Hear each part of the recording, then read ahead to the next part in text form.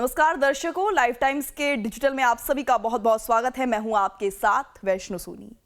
समंदर की गहराइयों से एक ऐसी खबर आ रही है जिसने भारतीय नौसेना और रक्षा गलियारों में हलचल तेज कर दी है।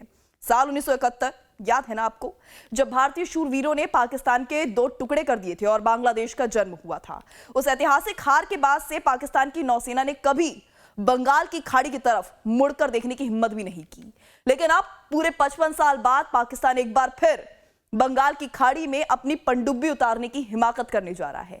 पाकिस्तान को चीन से हंगोर नाम की नई पनडुब्बी मिली है। एआईपी से लेस ये वर्ल्ड क्लास सबमरीन लंबे समय तक पानी के भीतर रह सकती है और इस ताकतवर पनडुब्बी के बेड़े में शामिल होने से पाक के नेवी की क्षमता भी बढ़ी है। हंगोर पनडुब्बी के जरिए इस्लामाबाद बंगाल की खाड़ी में भारत को घेरने की शातिर योजना बना रहा है। हंगोर सबमरीन को लेकर पाक नेवी के अफसर क्या कह रहे हैं वो भी आपको बताती हैं। तो पाकिस्तान के एक सीनियर नेवी अफसर के मुताबिक इस सबमरीन के जरिए इस्लामाबाद को बंगाल की खाड़ी में अपनी मौजूदगी बनाए रखने में ताकत मिल सकती है। यह एक ऐसा इलाका है जहां 1971 के युद्ध में हार और बांग्लादेश के बनने के बाद से पाक नेवी की मौजूदगी ना के बराबर रही है। पाक नेवी अफसर के मंसूबों का खुलासा ऐसे समय में हुआ है जब मौजूदा समय में पाकिस्तान और बांग्लादेश के संबंध सुधर रहे हैं। साथ ही साथ भारत सहित हिंद महासागर के देशों के बीच नौसैनिक मुकाबला भी बढ़ रहा है। अब चलिए आपको यह भी बताते हैं कि हंगोर पनडुब्बी की आखिर खासियत क्या है ये पनडुब्बी।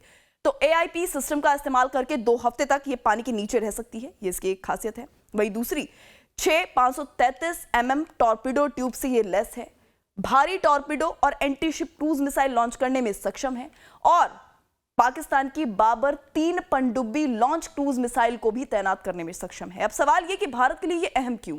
तो पाकिस्तानी नौसेना के सीनियर अधिकारी की ओर से दिया गया बयान इसलिए भी अहम है क्योंकि बंगाल की खाड़ी भारत के लिहाज से बेहद अहम इलाका है। इस क्षेत्र में भारत को अपनी भौगोलिक स्थिति की वजह से बड़ा रणनीतिक फायदा मिलता है। विशाखापट्टनम में भारत की पूर्वी नौसेना कमान मौजूद है और यह इलाका अंडमान निकोबार द्वीप समूह के बेहद निकट है। इसके अलावा भारत और बांग्लादेश के बीच सामान और ऊर्जा का व्यापार के लिए बंगाल की खाड़ी काफी मायने रखता है और इसकी अहमियत जो है लगातार बढ़ती जा रही है। बंगाल की खाड़ी के किनारे ही Bharat, Bangladesh, Myanmar, Thailand, Malaysia, Indonesia और श्रीलंका जैसे देश बसे हैं। इंडो पैसिफिक क्षेत्र में बढ़ती सैन्य ताकतों और उनके बीच के मुकाबले की वजह से अब इस इलाके का राजनीतिक और रणनीतिक महत्व भी बहुत ज्यादा बढ़ गया है। तो दोस्तों, पाकिस्तान भले ही चीन की बैसाखी के दम पर बंगाल की खाड़ी में आने के ख्वाब देख रहा हो, लेकिन भूल रहा है कि यह 1971 का नहीं बल्कि 2026 का नया भारत है।